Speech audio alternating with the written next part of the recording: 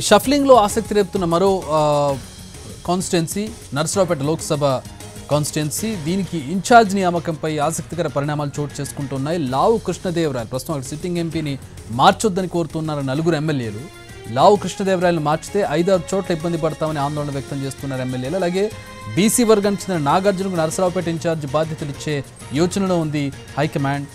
దీనిపై కృష్ణదేవరాయలు కూడా అసంతృప్తి వ్యక్తం చేశారు. తాను నర్సరావుపేట తప్పించి ఇంకెక్కడ పోటీ చేయనని కూడా మీడియా ముఖంగా ఎన్టీవీతో కూడా మాట్లాడుతూ ఆయన చెప్పారు. ఇదే విషయాన్ని జగన్కి కూడా చెప్పానని చెప్పారు. మరి అధిష్టానం ఎట్లాంటి నిర్ణయం తీసుకుంటుంది వేచి చూడాల్సినటువంటి పరిస్థితి. ఎమ్మెల్యేల నుంచి కూడా ఒక ఎంపీని మార్చొద్దని, ఎంపీ సీట్ను మార్చొద్దని చెప్పి, కృష్ణదేవరాయలు మార్చొద్దని చెప్పి వినతి వస్తున్నటువంటి పరిస్థితి మనం చూస్తూ ఉన్నాం ప్రస్తుతం.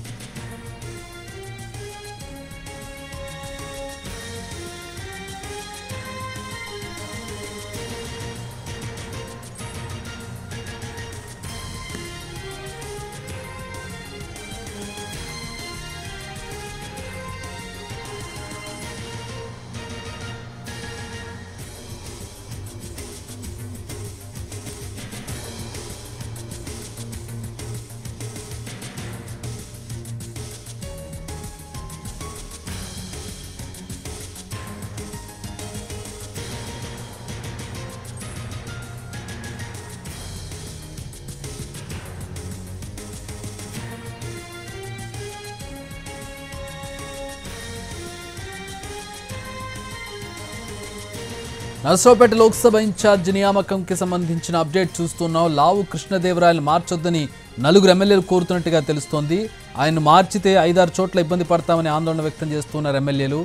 ఈ నేపథ్యంలో ఇక్కడ బీసీ వర్గానికి చెందిన నాగార్జునకు నర్సరావుపేట ఇన్ఛార్జ్ బాధ్యతలు ఇచ్చే యోచనలో హైకమాండ్ కనబడుతుంది. మరి ఎమ్మెల్యేల రిక్వెస్ట్ను కన్సిడర్ చేస్తుందా వేచి చూడాల్సినటువంటి పరిస్థితి.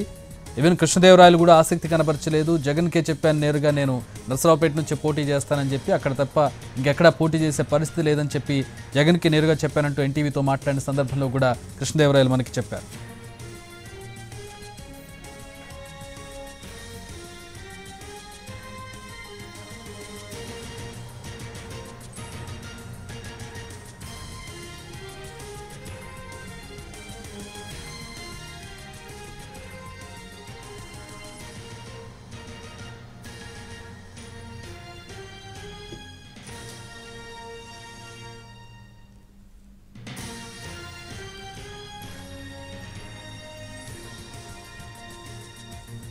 మా ప్రతినిధి కృష్ణ గుంటూరు నుంచి దీనికి సంబంధించి మరిన్ని వివరాలు అందించడానికి సిద్ధంగా ఉన్నారు. కృష్ణదేవరాయ మనతో మీతోటే మాట్లాడారు. కృష్ణ, నేను నర్సరావుపేట నుంచి తప్ప వేరే ఎక్కడి నుంచి పోటీ చేయను, ఇదే విషయాన్ని జగన్కి కూడా నేరుగా చెప్పానని చెప్పినట్టు. ఇప్పుడు ఆయనకు సపోర్ట్గా నలుగురు ఎమ్మెల్యేలు వచ్చినట్టుగా తెలుస్తుంది. ఎవరి ఎమ్మెల్యేలు 5 చోట్ల ఇబ్బంది పడతామని చెప్తున్నట్టుగా తెలుస్తుంది. ఏవా 5 చోట్లు? అంటే ఇక్కడ ప్రధానంగా పల్నాడు జిల్లాలో ఉన్న నర్సరావుపేట పార్లమెంటు పరిధిలో మొత్తం 7 కాన్స్టిట్యున్సీలు ఉన్నాయి. అయితే దాంట్లో 5 నియోజకవర్గాలు ఏదైతే గురజాల కానీ, మాచర్ల కానీ, సత్తెనపల్లి కానీ, పెదకూరపాడు, నర్సరావుపేట, ఈ 5 కూడా చాలా కీలకమైన నియోజకవర్గాలు. ఇక్కడ అంటే ప్రధానంగా కృష్ణదేవరాయలు గతంలో అనేక కార్యక్రమాలు చేశారు. ఎంపీగా కూడా ఎంతో కొంత అక్కడ గుర్తింపు ఉంది. అంటే స్థానిక ఎమ్మెల్యేలతో పాటు ఎంపీ కూడా ఒక రకంగా చెప్పాలంటే అదనంగా క్రెడిబిలిటీ ఉంది.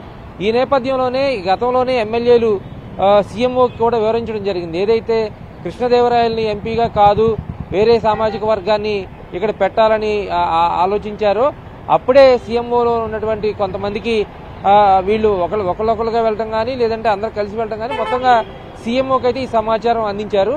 అయితే ఆ తర్వాత సీఎం జగన్మోహన్ రెడ్డి కూడా ఎంపీతో భేటీ అయిన సందర్భంగా గుంటూరులో పోటీ చేయాలి అంటే, గుంటూరులో కొంచెం టఫ్గా ఉన్నటువంటి పరిస్థితి ఉంటుంది, అదేవిధంగా కమ్మ సామాజిక వర్గం ఓట్లు కూడా ఎక్కువ ఉంటాయి కాబట్టి, కృష్ణదేవరాయలు కమ్మ సామాజిక వర్గానికి చెందిన వ్యక్తి కాబట్టి అక్కడ పోటీ చేయాలనేటువంటి సూచన అయితే చేశారు. అయితే దీనికి కృష్ణదేవరాయలు ససేమిరా అన్నారు. ఎందుకంటే పల్నాడు ప్రాంతంలో ఉన్నటువంటి కొన్ని పనులు చేయాల్సిన పరిస్థితి ఉంది, అక్కడి నుంచే పోటీ చేసి ఆ పనులను పూర్తి చేయాలి అనేటువంటి ఆలోచన అయితే చేశారు. కానీ ఇప్పుడు అనూహ్యంగా కృష్ణదేవరాయలకి ఎంపీనే కాకుండా, ఆయనే సెల్ఫ్గా కాకుండా అదనంగా ఎమ్మెల్యేలు కూడా మద్దతు పలికినటువంటి పరిస్థితి కనిపిస్తూ ఉంది.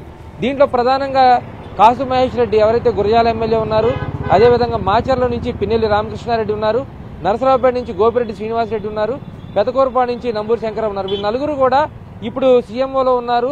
నరసరావుపేట పార్లమెంట్ వీళ్ళ నలుగురికి కూడా షఫ్లింగ్ లో ఉన్నట్టున్నారుగా. వీళ్ళ నలుగురు కూడా ఎవరైతే ఆయనకి సపోర్ట్ చేస్తున్నారో ఆ నలుగురు కూడా షఫ్లింగ్ లో ఉన్నట్టున్నారుగా. షఫ్లింగ్ లో ఉన్నప్పటికీ కూడా అంటే కాసు మహేష్ రెడ్డి ఒకవేళ మార్చాల్సిన ప్రయత్నం చేస్తే కాసు మహేష్ రెడ్డిని నరసరావుపేట పంపిస్తారని ఒక కామెంట్ అయితే వినపడతా ఉంది. అదేవిధంగా పెదకొరపాడుకు సంబంధించి ఎటువంటి షఫ్లింగ్స్ ఉండవు అనేది కొంత జరిగింది. అయితే మొత్తంగా పల్నాడు ప్రాంతానికి సంబంధించి మేజర్గా షఫ్లింగ్స్ అయితే ఉండే అవకాశం ఉండదు. ఎందుకంటే అక్కడ ఇప్పుడు ఆల్రెడీ వాళ్ళు పోటీ చేయడానికి సిద్ధంగా ఉన్నారు. వేరే ఎవరు కూడా ప్రత్యామ్నాయం అంత బలమైనటువంటి అభ్యర్థులు ఎవరికి ఉన్నట్టుగా కనిపించడం లేదు. అయితే ఈ ఉన్న నలుగురిని కూడా ఇటువైపు నుంచి అటువైపు నియోజకవర్గాలు మార్చే ప్రయత్నం ఉంటుంది, కానీ అభ్యర్థులు మార్చే ప్రయత్నం పెద్దగా ఉండకపోవచ్చు అనేది పార్టీ వర్గాలు చేస్తున్నటువంటి ప్రయత్నం, చెప్తున్నటువంటి మాట.